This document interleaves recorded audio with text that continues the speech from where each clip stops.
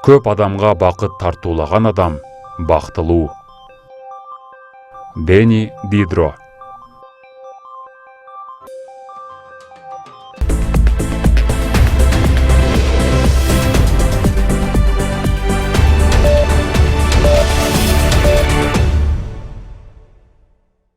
Президент Сооронбай Жээнбеков Кыргыз Республикасынын Бишкек шаарынын аймагында өзгөчө абал киргизүү жөнүндө жарлыкка кол койду. Жарлыкта төмөнкүлөр белгиленет.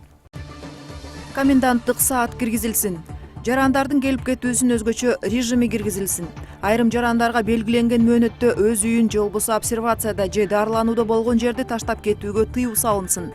Коомдук тартипти сактоого, стратегиялык объекттерди жана калктын жашоо турмушун камсыз кылуучу объекттерди коргоого ички иштер жана коргоо маселелерин тескеген ыйгарым укуктуу мамлекеттик органдардын бөлүктөрү тартылсын. Оюн зоок, спорттук жана башка массалык иш-чараларды, ошондой эле иш таштоолорду, чогулуштарды, митингдерди, көчө жүрүштөрүн, демонстрацияларды жана пикеттерди өткөрүүгө тыюу салынсын.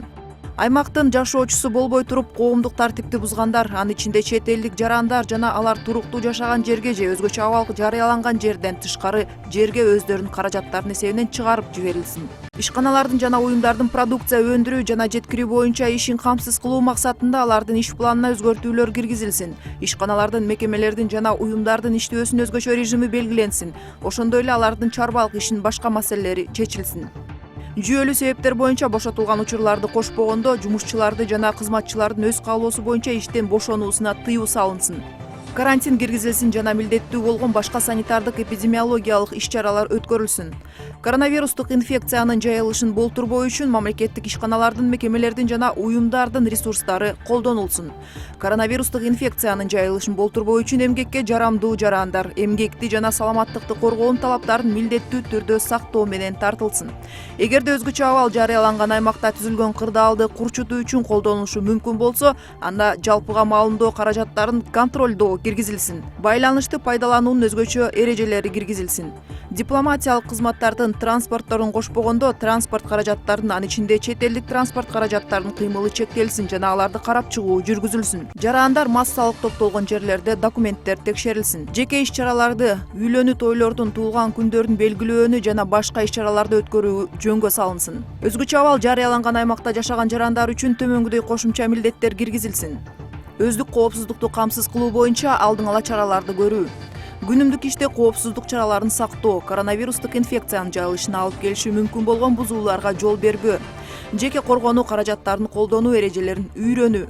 Коронавирустук инфекциянын жайылышын алдын алууда мамлекеттик бийлик органдарына жана уюмдарга көмөк көрсөтүү. Коронавирустук инфекциянын жайылышынын коркунучу жөнүндө тиешелүү мамлекеттик органдарга маалымат берүү. Бишкек, Ош жана Жалал Абад шаарларынын, Ош облусунун Ноокат, Кара Суу райондорунун, ошондой эле Жалал Абад облусунун Сузак районунун аймактарында өзгөчө абал киргизүү жөнүндө чечим кабыл алынып, тиешелүү жарлыктарга президент Сооронбай Жээнбеков кол койду. Бүгүн Кыргыз Республикасынын Жогорку Кеңешинин кезексиз жыйыны өтүп, күн тартибинде өзгөчө абал киргизүү жөнүндөгү президенттин жарлыгы каралды. Жогорку Кеңештин депутаттары президенттин токтом долбоорун бир добуштан кабыл алды. Кабыл алынган токтом Кыргыз Республикасынын Конституциясынын 64-беренесинин 9-бөлүгүнүн 2-пунктунда өзгөчө абал жөнүндө Кыргыз Республикасынын конституциялык мыйзамынын 3-, 4 жана 7 беренелерине ылайык жарандардын өмүрүн жана саламаттыгын сактоонун, алардын коопсуздугун жана коомдук тартипти камсыз кылуунун өзгөчө кызыкчылыгын көздөп, ошондой эле Кыргыз Республикасынын башка аймактарында коронавирустук инфекциянын жайылышын болтурбоого багытталган. Президент Сооронбай Жээнбековдун Бишкек, Ош жана Жалал Абад шаарларынын, Ош облусунун Ноокат, Кара Суу райондорунун, ошондой эле Жалал Абад облусунун Сузак райондорунун аймактарында өзгөчө абал киргизүү тууралуу жарлыгына ылайык Ички иштер министринин орун басары Алмазбек Оразалиев Бишкек шаарынын коменданты болуп дайындалды. Ош облусунун ички иштер башкармалыгынын жетекчиси Малик Нурдинов Ош облусунун Ош шаарынын Ноокат жана Кара Суу райондорунун коменданты болуп бекитилди. Ички иштер министрлигинин экстремизмге жана мыйзамсыз миграцияга каршы аракеттенүү боюнча кызматынын башчысы Жеңишбек Жоробеков Жалал Абад облусунун жана Сузак районунун коменданты болуп дайындалды. Бул аймактарда куралдуу күчтөрдүн аскер кызматкерлери киргизилет. Башкы штабынын башчысы Райымберди Дүйшенбиевдин айтымында аскер кызматкерлеринин саны жана тийиштүү каражаттары жетиштүү. Тыюу салынган учурда көчөдө жүргөндөр тууралуу Кыргыз Республикасынын Ички иштер министринин орун басары Бишкек шаарынын коменданты Алмазбек Оразалиев тыюу салынган учурда көчөдө жүргөн жарандар ички иштер органдары тарабынан өздүгү жана көчөдө жүрүү себебин аныктоо үчүн чектөө убактысы бүткөнгө чейин кармалат. Өздүгү аныкталбаган жарандар да кармалат жана шаар тургуну болуп чыкпагандар коменданттык аймактан чыгарылат деп билдирди. Оразалиевдин айтымында саат кечки 8ден эртең мененки саат 7ге чейин көчөдө себепсиз жүрүүгө толук тыюу салынат. Адамдардын жөөдө машина менен да ары бери жүрүүсү толук токтошу керек. Кыргыз Республикасынын куралдуу күчтөрүнүн башкы штабынын башчысы Райымберди Дүйшөнбиевдин билдирүүсүндө өзгөчө абалдын талаптарын аткарбагандарга, жалган маалымат тараткандарга, укук коргоо органдарына, аскер кызматкерлерине баш ийбегендерге мыйзам боюнча жоопкерчилик каралган. Бизнес чөйрөсүндөгү тобокелчиликтен киреше булактыгын жоктугу же токтоп калуусу, чыгаша менен калыптануусу чыгымдарга алып келет. Жалданган кызматкерлердин эмгек акысыз калуусу, мындан тышкары салыктарды төлөө мүмкүнчүлүгүнүн жоктугу, ижарага кредитти кайтарып берүү, айтор ишкерлер чыгым тартып отурган учуру. Өлкөдө өзгөчө кырдаал киргизилгенден тарта ишкерлер бизнесин токтотууга аргасыз болгон. Албетте адамдын өмүрүн тобокелчиликке салуу туура эмес, бирок эртеңки күнү өлкөдөгү бизнесмендер ишин улантып кете алабы? Жогорку кеңештин депутаттары өкмөт мүчөлөрүн экономиканын терс кесепетинен алдын алууда, бул чөйрөдөгү жагдайды жөнгө салып, кредиттерди кайтарууда каржы насыя берип аткан мекемелер менен бул маселени чечип берүүсүн өтүндү.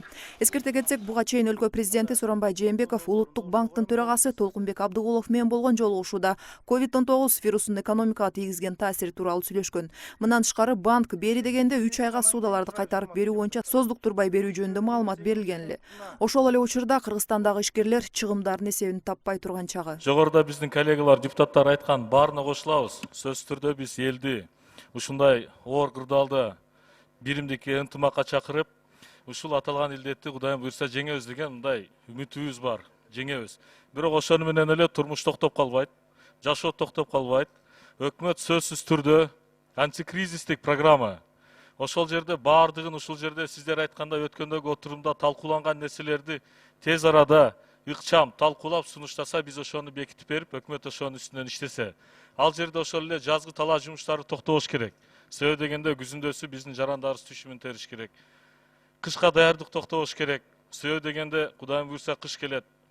Ошондой эле стратегиялык биздин мамлекетибизге чоң таасирин бере турган ишканалардын иштөө тартибин аныктап беришиңиздер керек.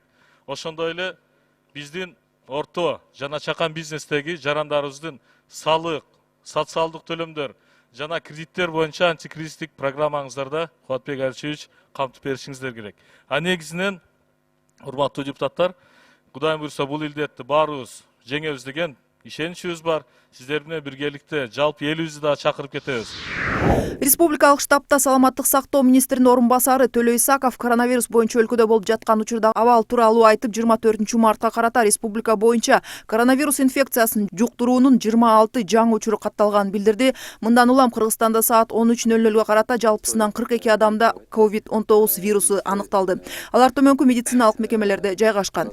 Бишкек шаарындагы республикалык клиникалык инфекциялык ооруканада, Ош облустар аралык клиникалык ооруканасында, Нокат аймактык ооруканасында, Жалал Абад облустук клиникасынын ооруканасында, Баткен облустук бириккен ооруканасында, ошондой эле 96 адамдын анализдери шектүү реакция берип, азырынча терс жыйынтыгын көрсөтүүдө.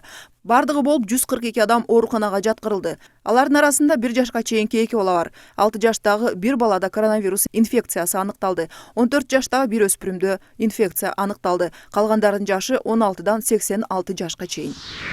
Ысык Көл облусунун тургунунан коронавирус аныкталгандыгы боюнча социалдык тармак аркылуу жалган маалымат жайылткан адам кармалды. Бул тууралуу УКМК кабарлады. 1982 туулган Мирбек Сайдыев соц тармактар аркылуу Ысык Көл областынын тургуну дене табы жогорулап коронавирус чыкты деген маанидеги жалган маалыматтарды таратып, областта элдин арасында кооптонууну жараткан. Мирбек Сайдыев кылган ишинин туура эместигин мойнуна алып, жалпы элден кечирим сурады. Учурда материалдар юридикалык баа берүү үчүн прокуратура органдарына жиберилди.